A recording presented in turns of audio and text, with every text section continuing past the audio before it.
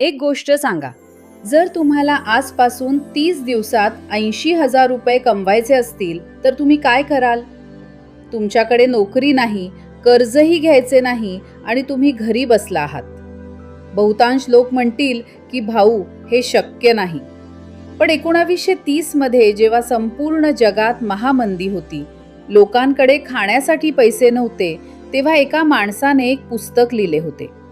त्या पुस्तकाचे नाव होते $1,000 वेज टू मेक $1,000. आणि त्या पुस्तकात त्याने एक अशी गोष्ट सांगितली जी आजही तितकीच खरी आहे की पैसे कमवणे हा नशिबाचा खेळ नाही, हे एक कौशल्य आहे आणि प्रत्येक कौशल्य शिकले जाऊ शकते. आज या व्हिडिओमध्ये मी तुम्हाला त्या पुस्तकातील 6 अशी पॉवरफुल तंत्रे सांगेन ज्यावरून तुम्हाला समजेल की पैसा कसा बनतो, आयडिया कुठून येते आणि सुरुवात कशी होते. आणि सर्वात चांगली गोष्ट म्हणजे तुम्ही आजपासूनच यांचा वापर करू शकता. तर व्हिडिओ शेवटपर्यंत पहा, कारण जे 6वे तंत्र आहे ते सर्वात डेंजरस आहे. एकदा समजलात तर पैशांबद्दल विचार करण्याची तुमची पद्धत कायमची बदलेल. तर कोणताही वेळ न घालवता थेट कामाच्या मुद्द्यावर येऊया. पहा, पहिली आणि सर्वात मूलभूत गोष्ट म्हणजे जिथे समस्या आहे तिथे व्यवसाय आहे, तिथे पैसा आहे. ऐकायला सोपे वाटते ना? पण आपण लोक समस्या पाहतो आणि काय करतो? तक्रार करतो. तर एक हुशार माणूस समस्या पाहतो आणि विचारतो की ही समस्या कोण सोडवू इच्छितो आणि काय तो त्यासाठी पैसे देईल. उदाहरणासाठी, तुमच्या कॉलनीत प्रत्येक दुसऱ्या घरात असे वृद्ध लोक आहेत ज्यांना स्मार्टफोन वापरता येत नाही. त्यांची मुले बाहेर असतात. आता ही एक समस्या आहे आणि हा एक व्यवसायही आहे. तुम्ही आठवड्यातून 2 तास जाऊन त्यांना व्हॉट्सॲप, व्हिडिओ कॉल, UPI आणि AI शिकवा आणि महिन्याला ₹500 घ्या. म्हणजेच 10 घरांमधून ₹5,000, तेही कोणत्याही गुंतवणुकीशिवाय. चुकीचा दृष्टिकोन हा असेल की या लोकांना काही येत नाही, ते स्वतः का शिकत नाहीत. योग्य दृष्टिकोन हा आहे की यांची समस्या खरी आहे आणि मी ती सोडवू शकतो. हे एक उदाहरण आहे. तुम्ही विचार करा आणखी काय होऊ शकते. तुम्हाला खरे उदाहरण सांगतो. फणींद्र सामा यांनी 2005 मध्ये दिवाळीत बसचे तिकीट न मिळाल्याच्या निराशेमधून आयडिया शोधून काढली आणि 2006 मध्ये रेड बस सुरू केले. फक्त 5 लाखांपासून सुरुवात करून त्यांनी ऑफलाईन बस बुकिंग सिस्टीम ऑनलाईन केली आणि 2013 मध्ये ईबीबो ग्रुपला 800 कोटी रुपयांना विकली. मिनाकर म्हणतात की तुम्हाला कोणतीही नवीन गोष्ट शोधण्याची गरज नाही. फक्त हे पहा की लोकांना काय हवे आहे आणि ते त्यांना कोण देत आहे. आणि जर कोणी देत नसेल तर तुम्ही द्या. 2. आधी विका, नंतर बनवा. आता ही गोष्ट थोडी उलटी वाटेल, पण हा सर्वात पॉवरफुल बिझनेस धडा आहे. बहुतांश लोक काय करतात? 6 महिने उत्पादन बनवण्यात घालवतात, मग लॉन्च करतात. त्यानंतर समजते की कोणी ते विकतच घेऊ इच्छित नाही. वेळही गेला, पैसाही गेला आणि ऊर्जाही गेली. मिनाकर म्हणतात की आधी विचारून घ्या, मग बनवा. उदाहरणासाठी, समजा तुम्हाला स्वयंपाक येतो आणि तुम्हाला ऑफलाईन टिफिन सर्व्हिस सुरू करायची आहे. तर आधी किचन सेटअप करू नका. आधी तुमच्या 10 मित्रांना आणि शेजाऱ्यांना मेसेज करा की भाऊ, जर मी घरचे जेवण ₹100 रोज पोहोचवले तर तुम्ही घ्याल का? जर 5 लोकांनीही होकार दिला ना, तर व्यवसाय सुरू झाला. आता किचन तयार करा. चुकीची पद्धत ही आहे की आधी उत्पादन बनवा आणि मग विकण्याचा प्रयत्न करा. यात तुम्ही अपयशी व्हाल. योग्य पद्धत ही आहे की आधी ग्राहक शोधा, त्यांच्याकडून होकार मिळवा आणि मग सेवा द्या. याच लॉजिकवर आजचे मोठे स्टार्टअप चालतात आणि मिनाकर यांनी हे 1930 मध्येच लिहून ठेवले होते. 3. एक्सपर्टीज विका, वेळ नाही. हे तंत्र थोडे तात्विक आहे, पण लक्ष देऊन ऐका. जेव्हा तुम्ही एखादी नोकरी करता तेव्हा तुम्ही काय विकत असता? तुमचा वेळ. आणि वेळ मर्यादित आहे, 24 तास. याचा अर्थ तुमच्या कमाईला एक मर्यादा आहे. पण जेव्हा तुम्ही तुमची एक्सपर्टीज विकता तेव्हा ते वेळेच्या बंधनात नसते.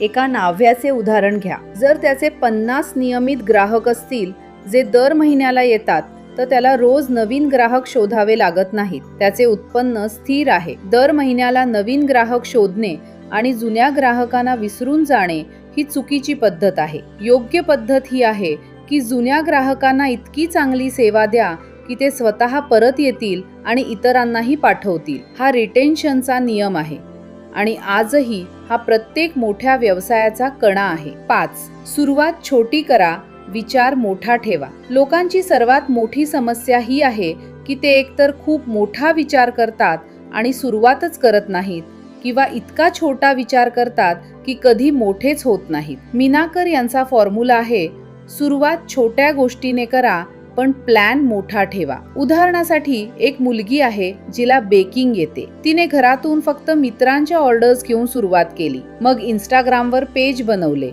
मग एक छोटी बेकरी सुरू केली. त्यानंतर मोठ्या कॉर्पोरेट ऑर्डर्स मिळवल्या. आज ती महिन्याला लाखो रुपये कमवते.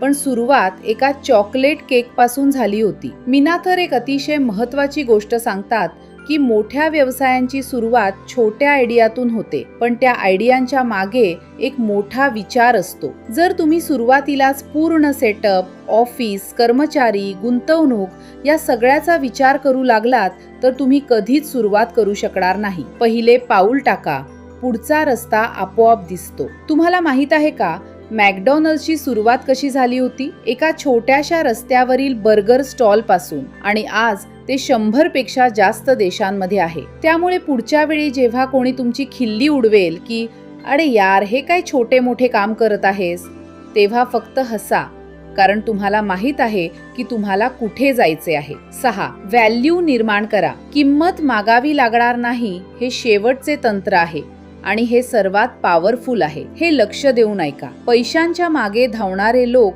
अनेकदा पैशांपासून दूर राहतात आणि जे लोक व्हॅल्यू निर्माण करण्यावर लक्ष केंद्रित करतात, पैसा त्यांच्या मागे येतो. हे ऐकायला तत्वज्ञानासारखे वाटते, पण याचा व्यावहारिक अर्थ खूप खोल आहे. मिनाकर म्हणतात, लोक पैसे त्याला देतात जो त्यांचे जीवन सोपे, चांगले किंवा अधिक आरामदायी बनवतो. याचा अर्थ तुमचे काम हे नाही की तुम्ही लोकांकडून पैसे कसे घ्याल. तुमचे काम हे आहे की तुम्ही त्यांच्या आयुष्यात इतकी व्हॅल्यू ॲड करा की ते स्वतः तुम्हाला पैसे देऊ इच्छितील. उदाहरणासाठी फ्रीलॅन्स व्हिडिओ एडिटरचे 2 प्रकार आहेत. पहिला तो जो फक्त क्लायंट जे सांगेल तेच करतो, एडिट करतो, पाठवतो, काम संपले. दुसरा तो जो एडिट करण्यासोबतच हेही सांगतो की भाऊ या व्हिडिओची थंबनेल ही असली पाहिजे आणि ही रील 15 सेकंदाऐवजी 30 सेकंदांची असेल तर जास्त चांगली चालेल. आता सांगा कोण जास्त पैसे कमवेल? दुसरा,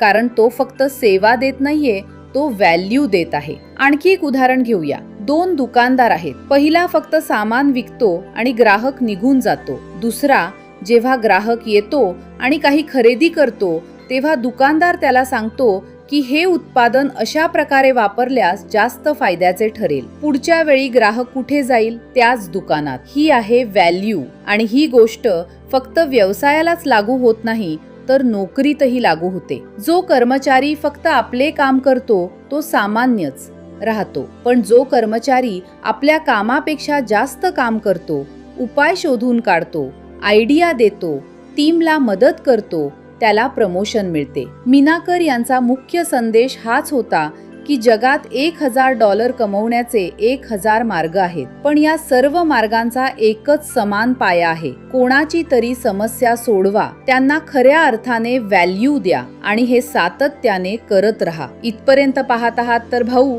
व्हिडिओला नक्की लाईक करा. तुमचे लाईक करण्यात काहीच जात नाही, पण तुमच्या एका लाईकमुळे हा व्हिडिओ जास्तीत जास्त लोकांपर्यंत पोहोचेल.